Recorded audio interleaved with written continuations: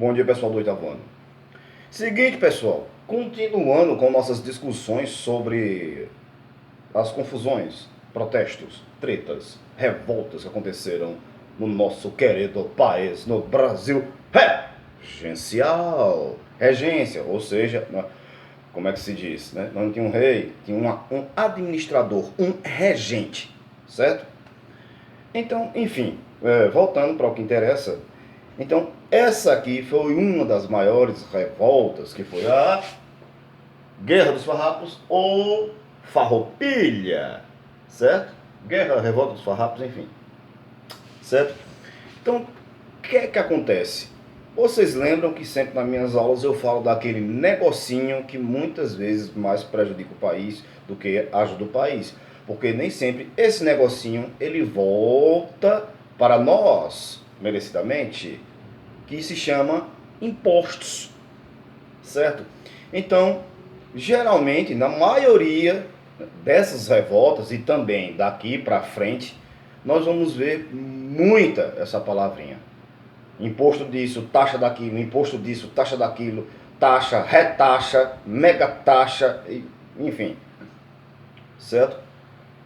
Então, ou seja, não que seja errado o governo cobrar uma determinada taxa por determinado serviço, mas que, logicamente, a partir do momento que você está pagando aquela taxa, que você tenha o feedback, você tenha um respaldo, certo? Que aquele dinheiro volte para você, certo? Em forma de estradas, escolas, hospitais, segurança, etc, etc.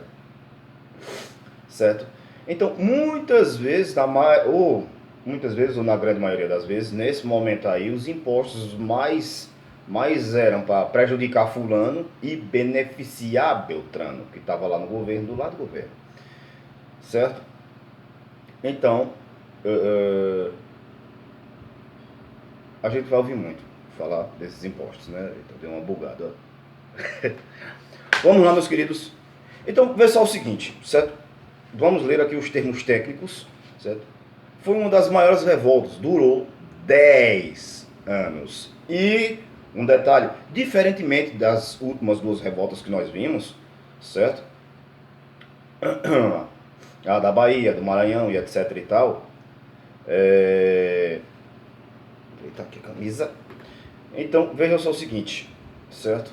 Foi um movimento de elite, certo? Ou seja, os fazendeiros, galera que tinha poder aquisitivo, certo? A insatisfação com os impostos, do charque que sofriam os brasileiros, com diferença do charque do Paraguai, e impostos sobre a circulação de gado, certo? Já um tempinho, uma coisa que os caras não gostaram muito foi a criação da Guarda Nacional, por conta que muitas vezes servia mais para oprimir o povo do que mesmo protegê-los, certo? Então, literalmente, eles protegiam o governo e o povo que se dane, né? Tome, pau, tiro, enfim, certo? Em 20 de setembro de 1835, aconteceu a Proclamação Rio-Grandense, em 1836. Certo? O conflito se espalhou e alcançou Santa Catarina, conquistando a cidade de Laguna. Isso marcou o início da República Juliana durante 4 meses. A partir de 1840, os farrapos perderam várias batalhas. Luiz Alves de Lima Silva, lembra desse nome? Quem é? O Barão de Caxias, certo? Foi enviado com 12 mil homens para acabar com o conflito, certo? Com estratégias de guerra, o Barão conseguiu vencer a revolta, mas também usou da diplomacia, certo? Que levaram ao Tratado de Pantio Verde em 1845. Deixa eu olhar minha cola aqui, minha fila, certo? Então, acabou. Não, acabou não. Brincadeira. Pessoal, é o seguinte, então, dentro né, dessas negociações tinha exigências dos dois lados, né? Vamos ver o que a gente pode fazer, o que a gente não pode fazer, tá certo? Então, primeiro, o charque estrangeiro, vamos colocar a taxa de 25% para o Paraguai e Argentina. Militares dos farrapos seriam incorporados ao exército brasileiro, certo? Com a mesma patente. Quem era capitão lá ia ser capitão aqui, quem era cabo lá ia ser cabo aqui, certo? No governo, certo? Anistia para os combatentes dos farrapos. Os gaúchos podiam escolher seu presidente ou governante, certo? Os escravos seriam alforriados,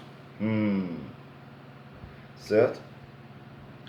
Quer dizer, não foi um movimento abolicionista. Bento Gonçalves deixou 53 escravos de herança, né, para seus filhinhos e tudo mais. Fica com esse povo aí para vocês, né, ajudar aí na fazenda, né? Eles tiveram usar seus próprios escravos, ele pediam emprestados e prometia a liberdade. Ou seja, já que eu tenho poucos escravos, aí eu pego emprestado com fulano, ou alugo, né, e depois, né, jogo uma conversinha e digo que eles vão ser libertos depois da guerra. Beleza? Os farrapos vendiam escravos para o Uruguai e o dinheiro foi investido no conflito. Outra, certo? O jornal O Povo, certo, anunciava a fuga dos escravos e oferecia recompensa pelos mesmos, certo? Vamos para mais alguns termos técnicos, né? E não se assuste não com o que é que eu vou dizer agora não, viu? Vê só, os escravos não lutaram na guerra? Lutaram, né? Ao lado do povo? Lutaram, né? Quer dizer, os fazendeiros e, enfim, lutaram, né? Pois é. Então aconteceu um negócio chamado o massacre dos porongos. O que é que foi isso? Foi um ataque das tropas imperiais contra lanceiros negros. Digamos assim, não é que o cara pode chamar de batalha, né? Os caras só com lança, pedaço de pau, facão, enfim. Isso aconteceu por conta de escravos que tinham fugido para lutar na Guerra dos Farrapos. Estavam se negando a alforrear os negros que tinham fugido. Eles tinham sido desarmados e foram massacrados. Aí vocês, como assim, professor? Mas eles não lutaram? Sim, mas escravo é escravo, né? E não só apenas a gente pensa que foi só apenas esse conflito, né, aqui em nossas belíssimas terras tropicais, mas também lá, lembram, no processo de independência dos Estados Unidos, os negros lutaram na guerra para libertar os Estados Unidos da Inglaterra, mas mesmo assim eles não foram libertos. Eles só conseguiram a liberdade, certo? Na Guerra da Secessão do Sul contra o Norte. Lembram? Abraham Lincoln, os confederados, aquele negócio todo. Entenderam? Lembram? Pronto. Então, ou seja, pessoal, liberdade custa caro, mais caro do que isso. Então, esse momento era muito, muito complicado. Então, por isso que eu estou dizendo, né? E não estou cansando de repetir para vocês, que esse período, o período regencial, foi um dos períodos mais complicados, certo?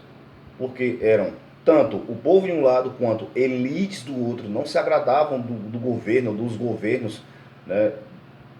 Da forma que estava sendo guiada, muitas vezes, a priori, certo? Era cuidar do seu, não do seu, quer dizer, seu.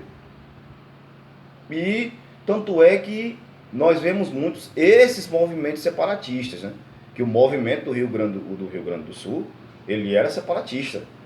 Ele queria se separar do resto do país, assim como Pernambuco, assim como na Bahia, assim como em outras revoltas, certo? Ainda não existia esse sentimento de unidade, como eu tinha dito antes na outra aula.